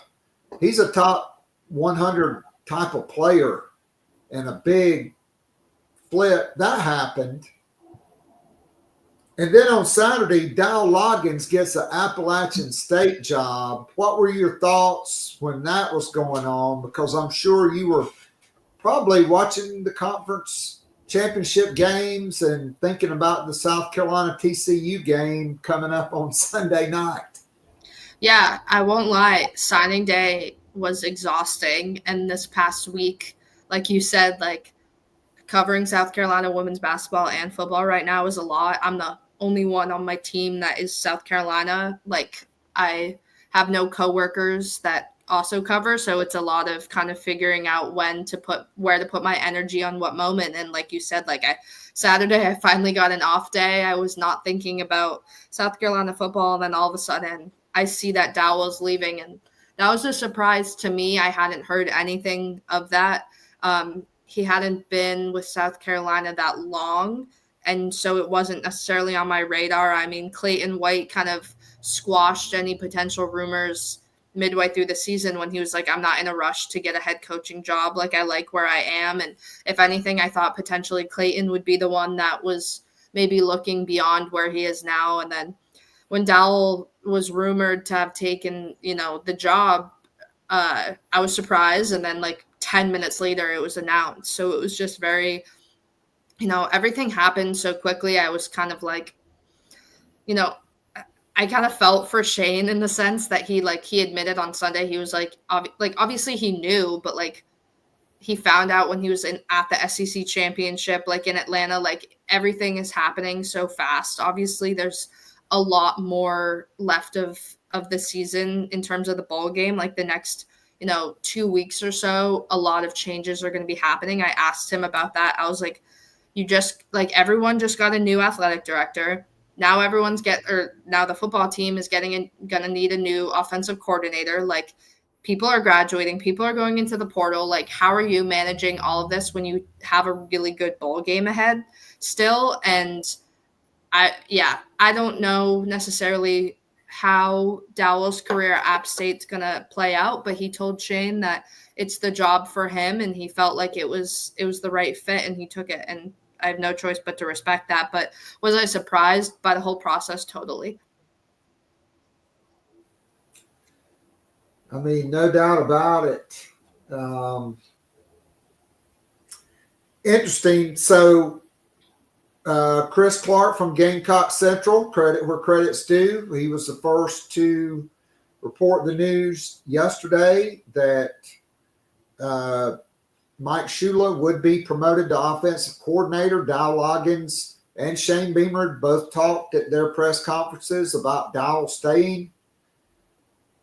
I just don't see how it's feasible in today's world. Like, it used to be signing day would have been,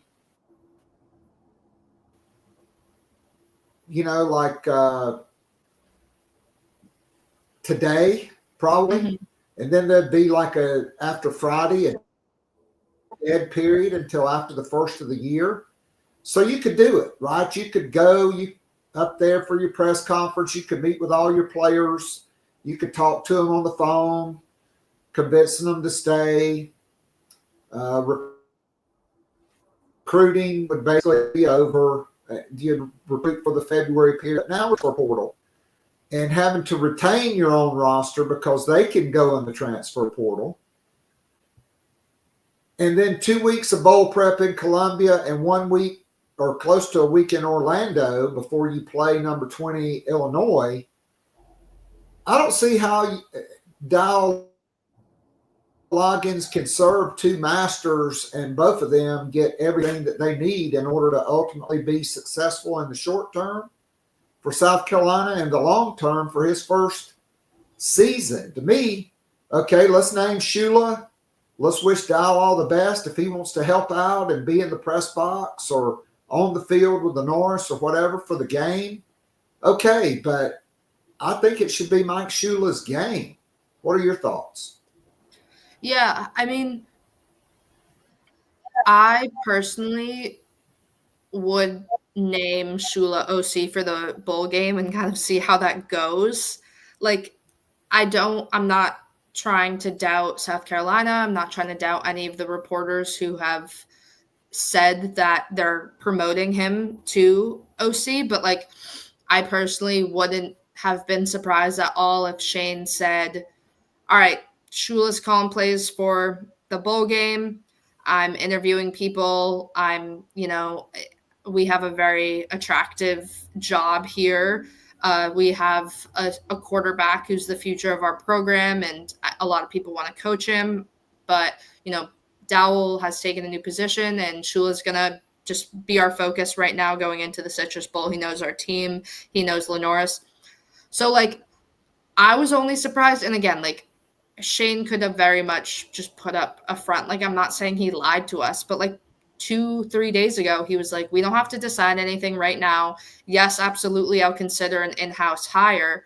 But my phone was also, buzzing with people who want to take the position. And I'm not saying Shane's a fool if he didn't consider any of those, but I guess the timeline of all of this seems a little bit odd that all of a sudden they're like, okay, yeah, we're promoting him instead of potentially using this test period that he wouldn't get with anyone else. He can't bring in a random OC to call plays just for the bowl game, but he can do that with Shula.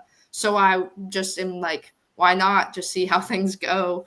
And I don't know. I'm not doubting that I'll get an email in an hour or something that says oh, Mike Shula is officially the new offensive coordinator. It's just the timeline, like you said, of all of this, because Beamer's also on the road right now. So, like, he's with Kyle Kennard. He hasn't been home. Like, a lot of this is happening really fast. I'm curious to see how it all plays out. I'll just say that. But I agree. I think Dowell made his decision. I'm not saying he has to, like, let go of South Carolina entirely, but I think that taking this job right before you have a bowl game, I don't think it's fair to anyone involved to call the plays for the bowl game when you know that you're leaving and you know that you're gone. Like, I just think, like you said, he can still be involved without resuming his official position of what he used to be. And so I don't know. At this point, I'd feel a little weird if Dowell was like, okay, yeah, but I'm OC for the last game. It just doesn't make sense in that part when you have Shula on staff. Yeah, I mean, look, I'm not saying he won't be, but I'm just saying when App State doesn't have a private jet that can fly him back and forth every single day. Right. And he's got to retain his own roster. He's got to have meetings, which maybe he's having now. They're going through exams. 2 weeks of bowl practice when the transfer portal's open. Players are visiting every single day, almost through the end of the month. Then you're going to Orlando. You're taking on number 20, Illinois.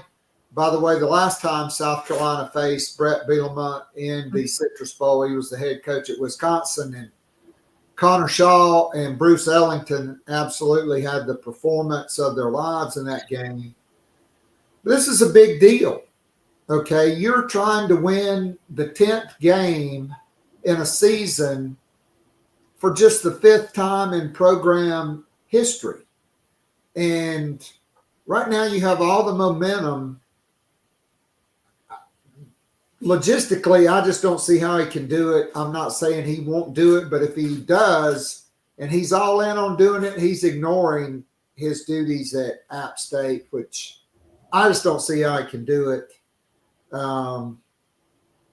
Look, I will say this, okay? According to a source, there was a guy, Buster Faulkner, who was at Georgia Tech. He was at Georgia. Before that, he worked as an OC at Middle Tennessee State, Southern Miss. He worked for, maybe is it Jeff Monken?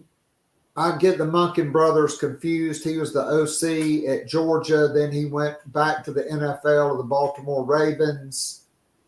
Faulkner got the gig at Georgia Tech. I definitely think he would have been a guy, but word inside the coaching industry is Mike Bobo is retiring at the end of the year, and Kirby Smart's bringing Buster Faulkner back. Plus, Dowell Loggains was going to offer the OC position at App State to Mike Shula. They're very close. I just think for Lenora Sellers and the continuity, it just makes a lot of sense. And if you just want to compare NFL resumes, Mike Shula's got a lot better history of winning and calling plays than Dowell Loggains had. And he was a head coach in college, and he actually played quarterback in the SEC and led Alabama to a 10-win season. I just think it makes a lot of sense. And I think Lenora Sellers probably said, hey, I want Mike Shula. I mean, I could see that factoring in as well. You want to see, but with as many players as are coming back, I think it just really makes it a seamless transition. Yeah, definitely, for sure. All right, so women's basketball. Well, first, let me get your thoughts on Jeremiah Donati being named athletic director at South Carolina.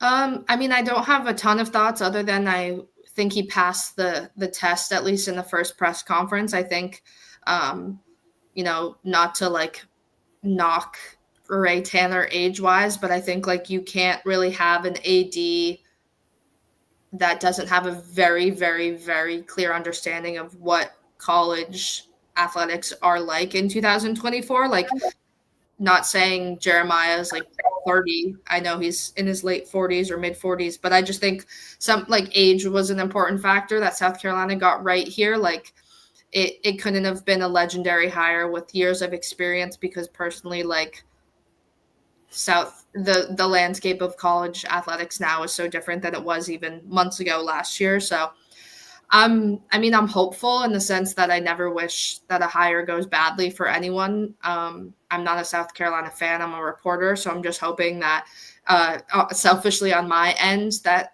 things go smoothly with him and he's understanding of our intentions and reporters and cares to build a relationship with us. But I mean, I thought he was great in the press conference. I'm excited to see the energy he brings and the perspective he brings. And South Carolina, I was impressed. They kind of did a lot of that under, not secretively, but just like, it wasn't like 80 names were being thrown out and he was one of them. It kind of just happened where someone broke the story that he was the expected hire, and then he was hired. And so clearly the president and the board of trustees have a lot of trust in him. So yeah, overall good vibes so far, but I don't really know him other than that. All right, so let's talk about something you do know well. That's South Carolina women's basketball. Gamecocks are now number 3 in both polls after Texas lost to Notre Dame. South Carolina named the team of the week by the U.S. Basketball Writers Association for 2 top 10 wins over number 8 Duke, in which they led by 25 points. And I think Dawn kind of left that second unit in there a little bit too long, and they let down. And Duke had that big 12-0 or 12-1 run to get back kind of in it, but South Carolina staved it off. Then they traveled Sunday to Fort Worth. Well, actually, they probably left on Saturday.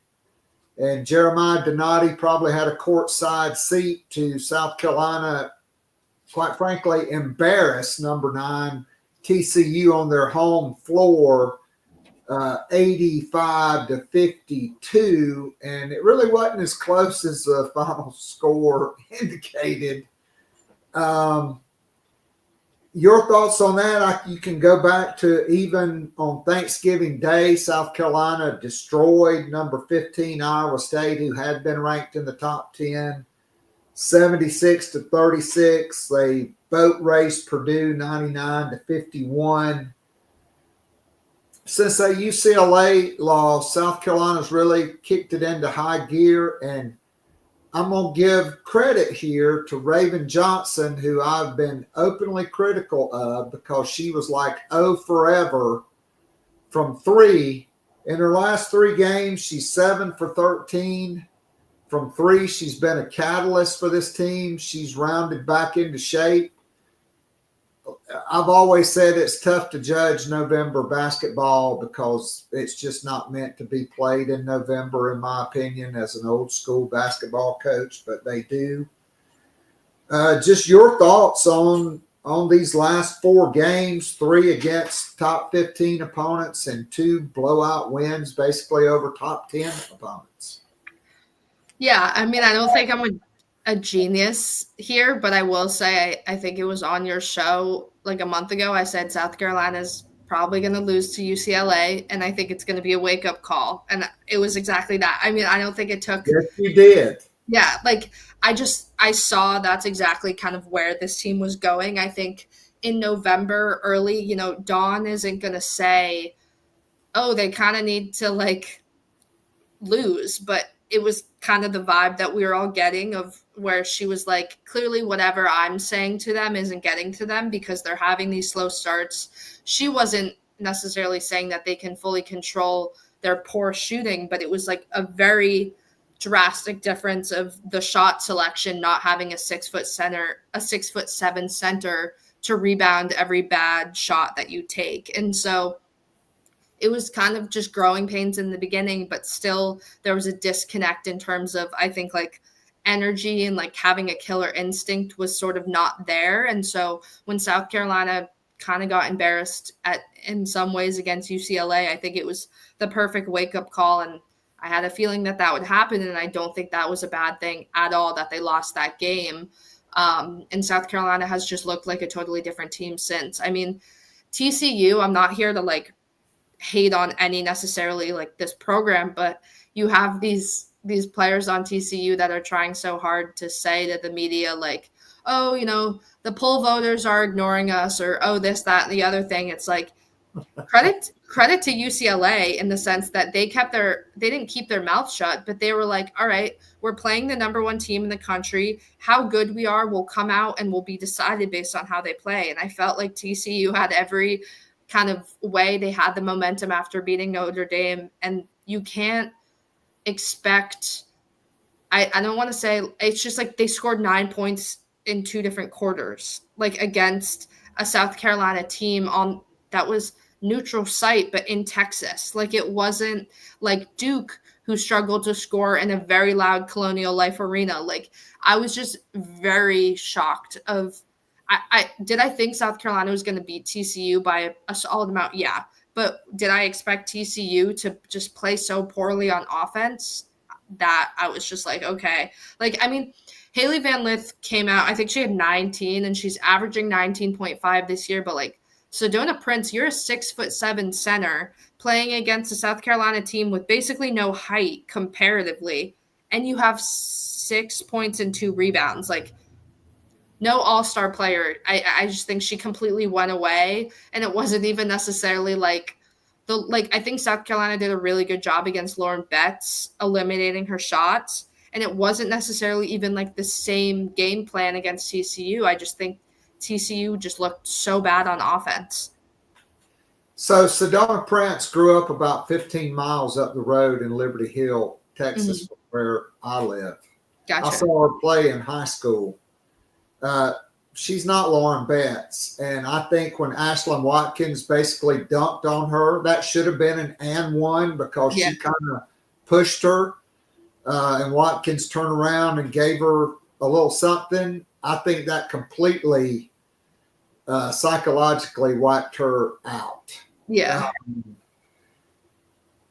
And South Carolina, they just they're like, Dean, the old timers will remember this. Dean Smith at North Carolina, he used to have the blue team and the white team, and they would just all 5 go to the scorer's table and come in because they were that loaded. Mm-hmm. South Carolina did that against TCU. They just run at you in waves. And quite frankly, Lulu, I think South Carolina's second 5 is probably more talented overall than their first 5. They're just not the veteran players that you have, like Breezy Hall, Sanaya Fagan, Raven Johnson, even Chloe Kitts now, who's a junior. But the 5 best players do not all start. Like, I'm still wondering when Ashlyn Watkins is going in that starting 5, and Tessa Johnson as well, maybe. I saw you play basketball. So Breezy Hall and Sanaya Fagan were McDonald's All-Americans. Fagan was like number 3 or 4 in the country. Breezy Hall was like a top 17 player in the country. But they've been programmed to be role players their entire careers. They're seniors, they're starters, but they're still playing like role players.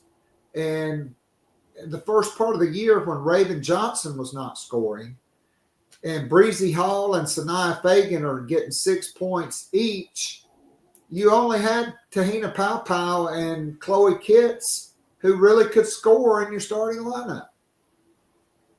Yeah, I don't think Dawn's ever going to change the starting lineup this year, though. Like, she was almost offended after UCLA when someone asked that, like, any lineup changes. She was very surprised. I think that question was even asked. I don't see her.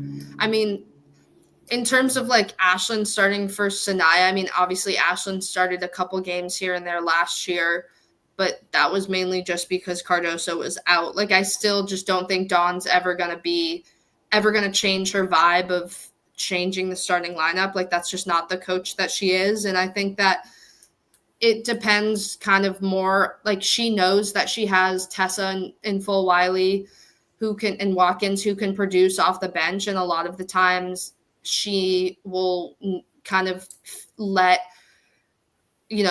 Bree Hall and let Raven Johnson find their groove offensively. And if it's clear their shot isn't falling, that's kind of when the bench players are utilized, and I don't think that's a bad thing. I just think Dawn sees it as a bigger picture rather than just the first couple minutes, and I think that's kind of why everyone's falling into the roles that they have this year.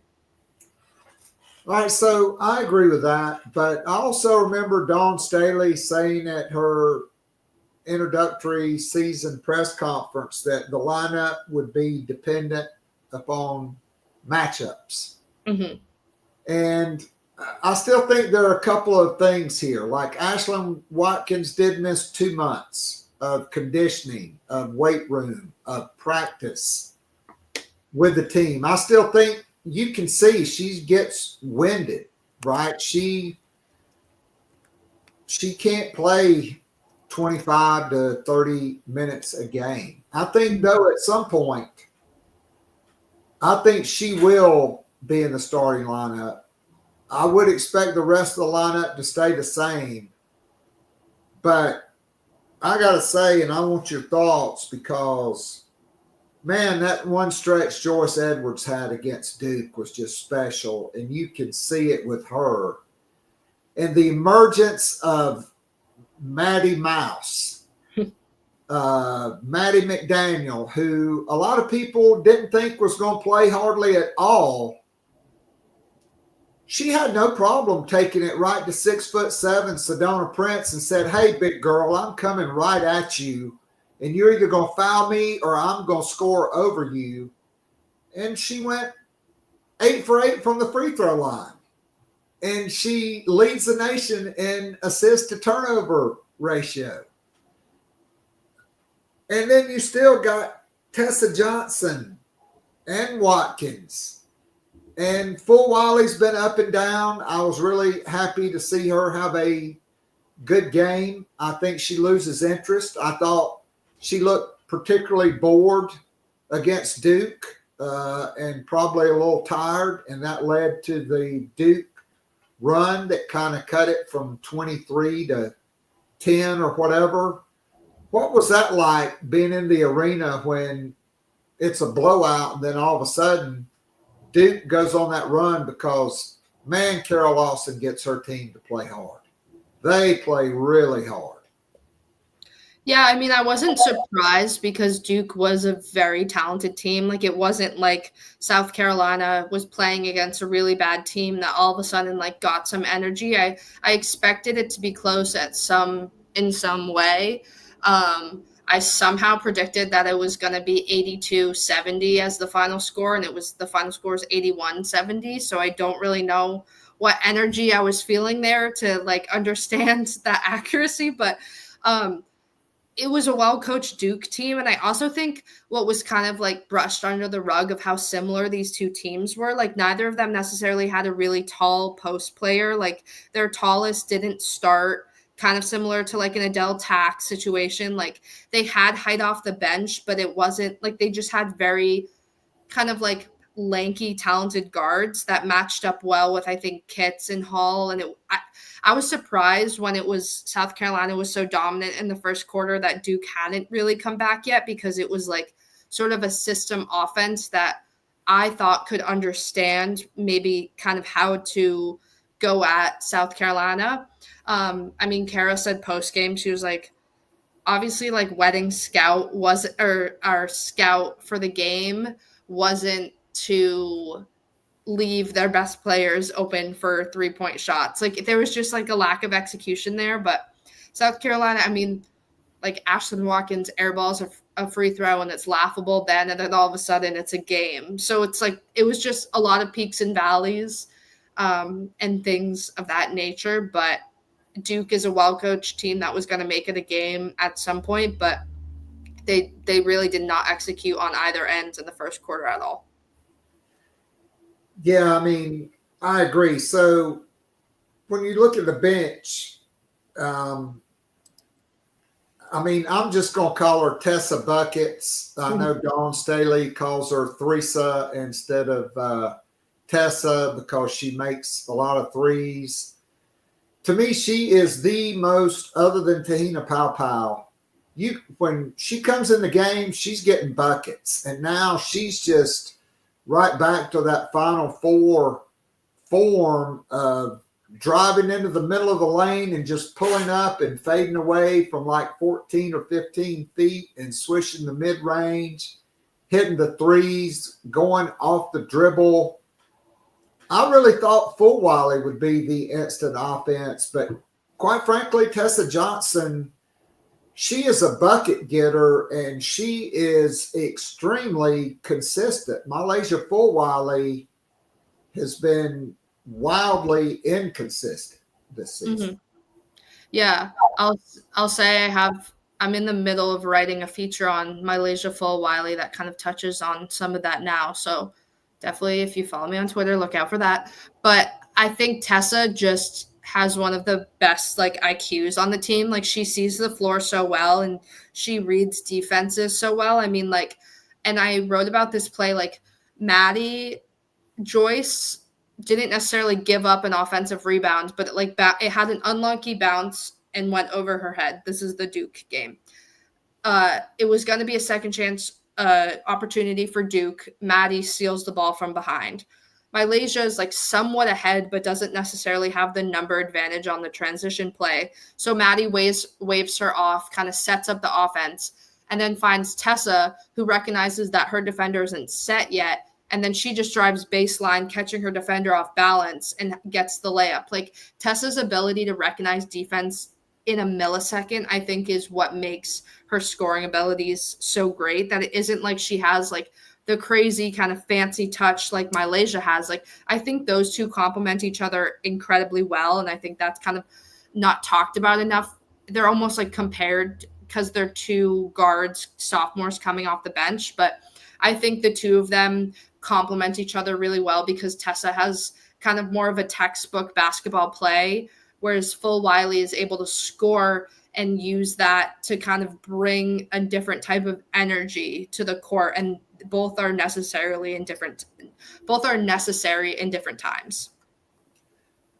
No doubt. So I got to go back to Maddie McDaniel because I said it multiple times. I thought she was the top point guard in the class. I didn't think it was the girl that went to Ohio State, whose name escapes me now.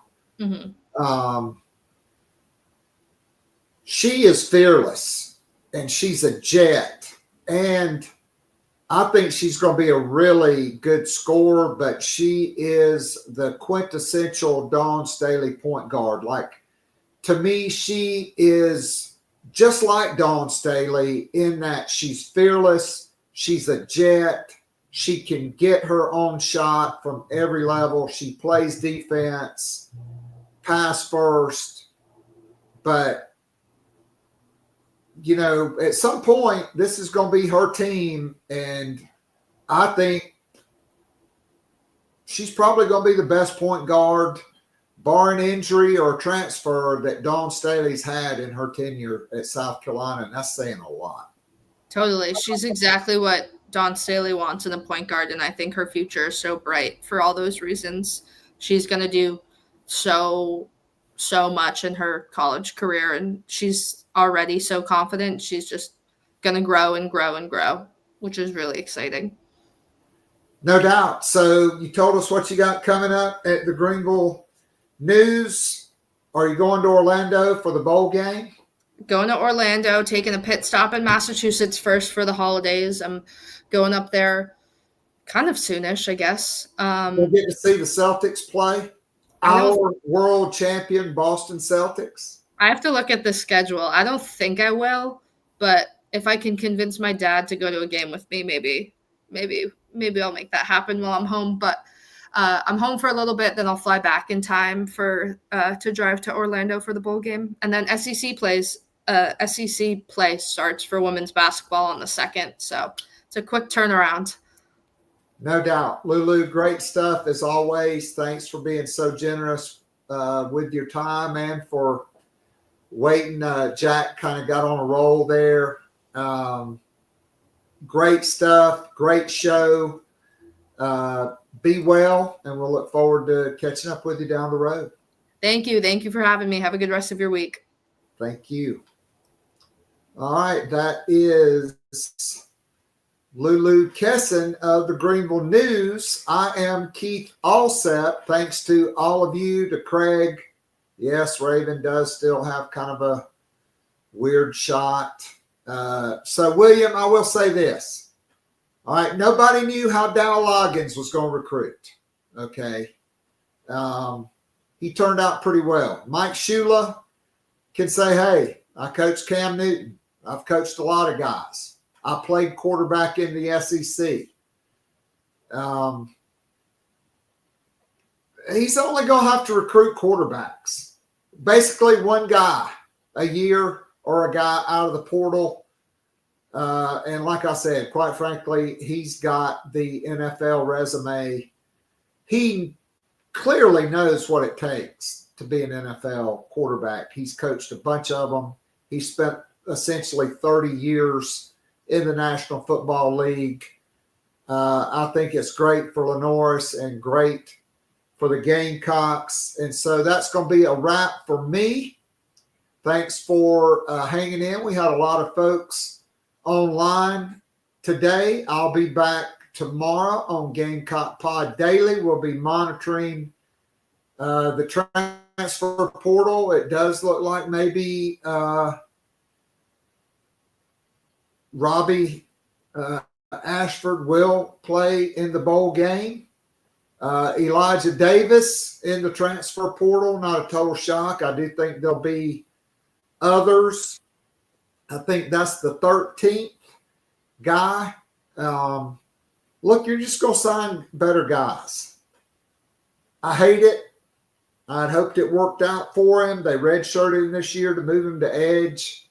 I've been hearing he could be in the portal. I think there's probably a couple other guys that may go as well, but it's portal season.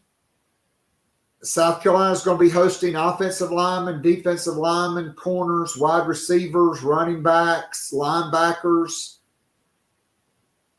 Look, Andrew Jones out of Grambling, that dude is a stud. He could be another Demetrius Knight. There are a lot of others. It's not a sprint. It's a marathon. These guys don't have to enroll until mid-January. So don't get upset if South Carolina doesn't have 9 portal commitments after this weekend. Be patient. Trust the staff. I think they've shown. They brought in a lot of quality transfers. Multiple transfers, all SEC. I still think Josh Simon got ripped off. That would have been one. Spencer Rattler, certainly Torricelli Simpkins, Rocket Sanders. So Kyle Kennard, he could win the Lombardi Award presented annually to the nation's top lineman. He's one of 4 finalists for that. We'll see if he wins that award. We'll be monitoring the transfer portal. So until, Kyle Kennard just named the SEC Defensive Player of the Year by the Associated Press. Very deserving. Very deserving. What a year that young man's having.